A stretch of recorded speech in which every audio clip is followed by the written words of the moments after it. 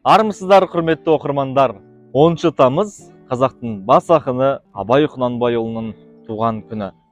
Осыған орай ел президенті Қасым-Жомарт Кемелұлы 10 тамызды Абай күні деп жариялаған болатын. Олай болса, қала тұрғындарынан Абайды қаншалықты білетіндігі жөнінде сауалнама жүргізіп, анықтап шығайық. Абай Құнанбайұлының шын есімін білесің бе?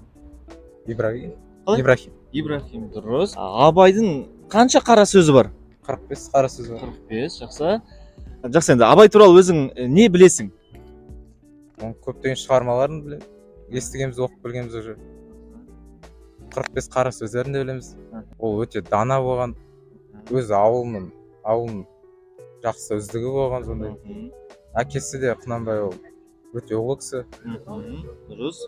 Абай Құнанбай өз кішкентай кезінен бастап әдеби сондай қазақша неге жақын болған, е? Апасының аты кім еді?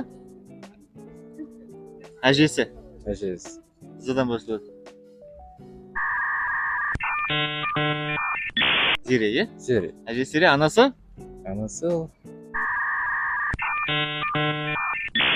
Ол жан, е? Жақсы бір жүріңіз. Абай Құнанбайұлының ақындықтан басқа қандай қыры болған өзінің? Қандай салада қызмет атқарған? Білесің бе? Абай Құнанбайұлының туған жылы. 1900.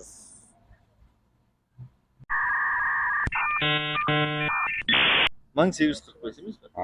Иә, 1945 деп айтайын деп. Это как-то, Роза, соберись, пожалуйста. Соберись, блин, соберись уже, хватит. 10 тамыз қандай күн екенін білесіздер ме сіздер? Ана қазақтың бас ақыны кім екенін білесіздер ме? Қазақтың бас ақыны Абай Құнанбайұлы, жақсы. Енді бірінші жалпы Абай туралы өзіңіз не білесіз? Соны айтып өтсеңіз. Абай ағартушы, Гетені неміс тілінен, одан Лермонтовты аударған, көптеген классикалық шығармалардың барлығында оқыған, семейге барып сол жерде кітапханадан. Өзі өте білімді, халық ары қаратай жақсы өмір сүрсе екен, соларда бір салт дәстүр, діни ұғымдар қалыптасса екен деген сияқты өте үлкен жұмыстар жасады. Бірақ та өкінішке орай ерте кетіп қалды. Абай дүниежүзілік тұлға, оны барлық мемлекеттің халықтардың барлықтары біледі.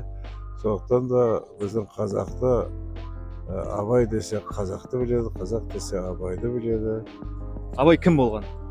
Абай енді ұлы ойшыл, философ, психолог кісі ғой. Жазушы, халқымыздың рухани көсемі. Абаймен мақтанамыз әлемге. Абайдың білім алған оқу орнын білесіз бе?